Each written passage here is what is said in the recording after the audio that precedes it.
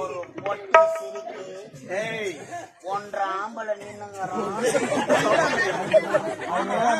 ஒரு ஆம்பளை யாரு அரை ஆம்பளை யாரு? நான் ஒரு ஆம்பளை அவர் ஆம்பளை. ரெண்டுமே அரை ஆம்பளை தான். மூஞ்ச பண்ணலாம் மூதி. நான் பார்க்கதான் பொம்பளை, நிஜத்துல ஆம்பளை. என்ன உனக்கு தெரியும்? என்ன தெரியும்?